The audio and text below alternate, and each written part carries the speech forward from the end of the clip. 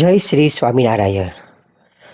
ભારત જેવા વિશાળ દેશમાં સૌરાષ્ટ્રના એક કાંઠા ઉપર આવેલું નાનું અમથું એવું એક બિંદુ સમાન ગામ એટલે લોજ ગામ. નાનું ગામ તેમ છતાં પણ એવી ભાગ્યવંતી ભૂમિ જ્યાં ભગવાન શ્રી સ્વામિનારાયણ પોતે પોતાનું મોક્ષપ્રદ લીલાનું કામ વિસ્તારવાનું શરૂ કર્યું. તીર્થ દરમિયાન નીલકંઠવણી ક્યાંય ન ટક્યા, તે લોજમાં આવીને અટક્યા. 7 વર્ષ 1 માસ અને 11 દિવસ વનવિચરણ કર્યું.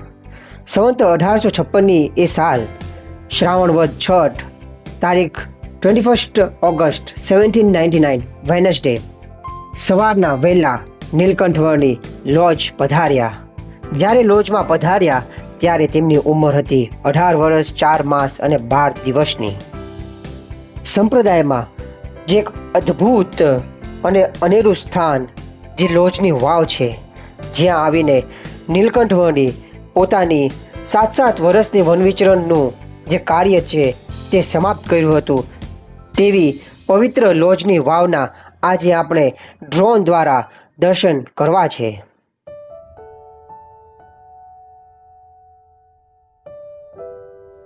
લોજ ગામના ગોંદરે કહેતા કે ભાગોળમાં એક વાવ છે જેને આજે મુક્તિ વાવ કહે છે. વનિરાજ આ જ જગ્યાએ પ્રથમવાર લોજમાં આવીને બેઠા હતા અને સ્નાન કર્યું હતું. આવો તે વાવના દર્શન કરીએ.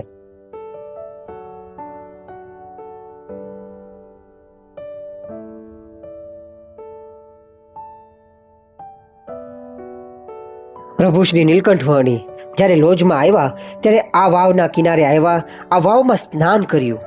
પછી નિત્ય વિધિથી પરવારીને આ વાવના કિનારે એક મોટી શિલા હતી.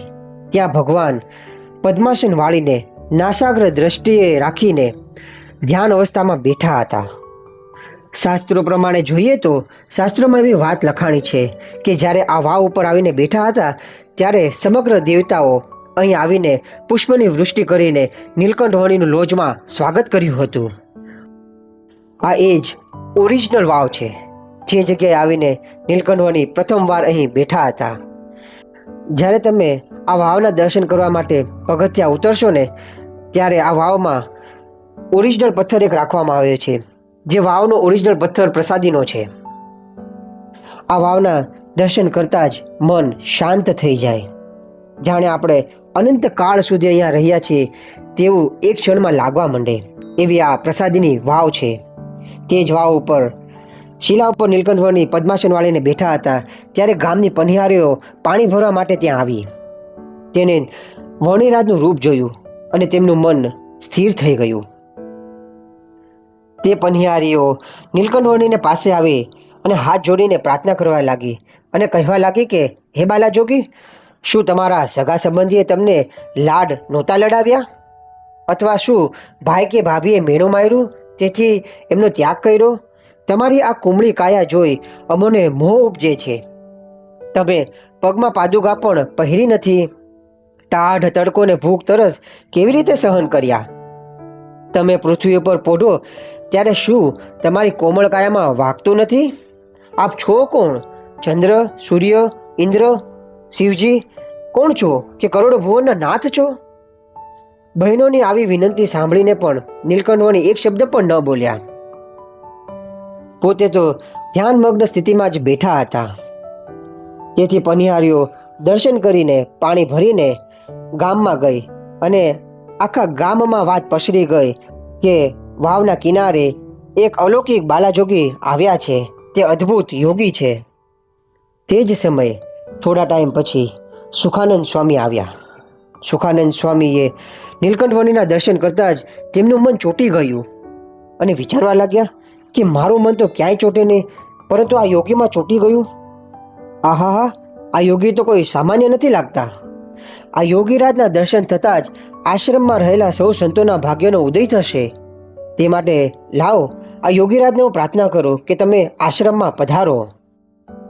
એમ વિચારીને તે સુખાનંદ સ્વામી 2 હાથ જોડીને નીલકંઠવર્ણીને પ્રાર્થના કરવા લાગ્યા કે આજ તો અમારા ભાગ્ય ઉદય થયા, જેથી આપના જેવા યોગીના અચાનક દર્શન થયા. આપ ક્યાંથી પધારો છો?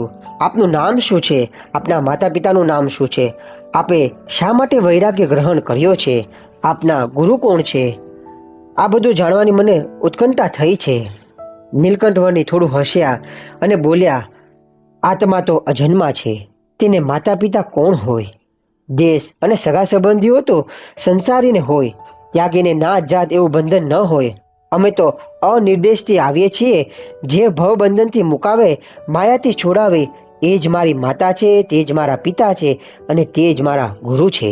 જે મને ભવબંધનથી છોડાવે એવા ગુરુની શોધમાં હું નીકળ્યો છું અને આગળ ક્યાં જવું તેનો કોઈ નિર્ધાર નથી.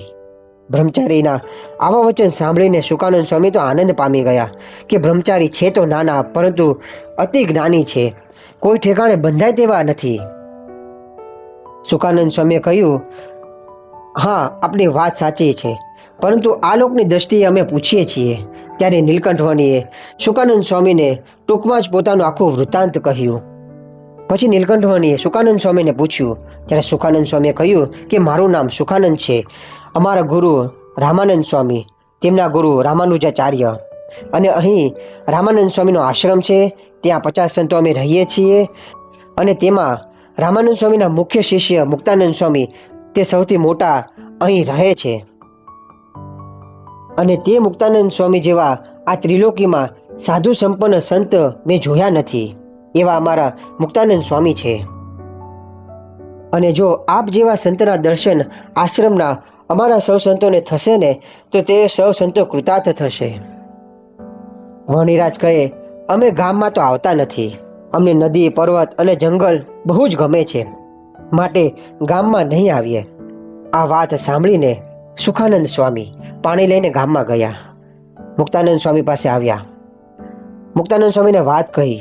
વાવને કિનારે એક બ્રહ્મચારી બેઠા છે, તે બહુ તપસ્વી છે અને એટલું તપ કર્યું છે કે તેની નાડીઓ દેખાય છે અને મુખ ઉપર તેજ બહુ ઝળકી રહ્યું છે. જો આપની આજ્ઞા હોય તો તેમને આગ્રહ કરીને અહીં હું તેડી લાવું. ત્યારે મુક્તાનંદ સ્વામીએ કહ્યું, હા હા, એવા સંતના તો દર્શન અમારે પણ કરવા છે. શુકાનંદ સ્વામીને આજ્ઞા થતાં જ ફરીથી નીલકંઠવર્ણી પાસે આવ્યા અને કહ્યું કે મને અમારા ગુરુ મુક્તાનંદ સ્વામીએ આપને તેડવા મોકલ્યા છે. સ્વામી પોતે અહીં આપના દર્શન કરવા આવત, પરંતુ તેમને પગે વાળો ફૂટ્યો છે, તેની પીડાએ કરીને તાવ આવી ગયો છે, તેથી તેઓ અહીં આવ્યા નથી, માટે આપ દયા કરીને ત્યાં પધારો. શુકાનંદ સ્વામીની પરીક્ષા લેતા નીલકંઠવર્ણીએ કહ્યું, સાધુરામ, અમે વસ્તીમાં કદી જતા નથી. આ સાંભળીને સુખાનંદ સ્વામી નિરાશ થઈ ગયા. યોગીરાજ, આપ અલૌકિક વિભૂતિ છો. આપના દર્શન દેવોને પણ દુર્લભ છે. જો તમે ત્યાં નહીં આવો તો મુક્તાનંદ સ્વામી બીમાર છે, તેમ છતાં પણ આપના દર્શન કરવા માટે અહીં આવશે. શ્રીહરિએ તેમના ખપની પૂર્ણ કસોટી કરી. શુકાનંદ સ્વામી તેમાં 100% પાસ થયા. અને આ સાંભળીને નીલકંઠવર્ણી રાજી થયા અને ગામમાં જ્યાં અત્યારે મંદિર છે તે જગ્યાએ રામાનંદ સ્વામીનો આશ્રમ હતો, ત્યાં નીલકંઠવર્ણી પ્રથમવાર તે આશ્રમમાં પધાર્યા. આવું સંપ્રદાયનું અલૌકિક સ્થાન, જે લોજની વાવ, જેને મુક્તિ વાવ કહેવાય છે, આ એવું સ્થાન છે કે આ સ્થાનમાં જીવનમાં અનેકવાર પધારવું, એકવાર નહીં પરંતુ અનેકવાર આવવું. નીલકંઠવર્ણી ઘરનો ત્યાગ કરીને લોજ પધાર્યા. ત્યાં સુધીના આખા 7 વર્ષ દરમિયાન જે ચરિત્રો કહ્યા હતા તે ચરિત્રોના દર્શન અહીં સાક્ષાત્કાર થાય છે. એવું અદ્ભુત અહીં મુક્તિ વાવનું નિર્માણ કરવામાં આવ્યું છે. અને આમ પણ નીલકંઠવર્ણીના જે વનવિચરણ દરમિયાન જે ચરિત્ર છે તે જો આપણે ગાઈએ, સાંભળીએ, દર્શન કરીએ તો તે મનને શાંતિ અપાવનારું છે. એક દ્રષ્ટિએ જોઈએ તો તેને શાંતિ પાઠ કહેવાય છે. તેથી લોજના દર્શન કરવા જરૂર ને જરૂર સ્વામિનારાયણ સંપ્રદાયના હોય કે અન્ય સંપ્રદાયના હોય, તેને એકવાર તો અહીં દર્શન કરવા પધારવું. જય શ્રી સ્વામિનારાયણ.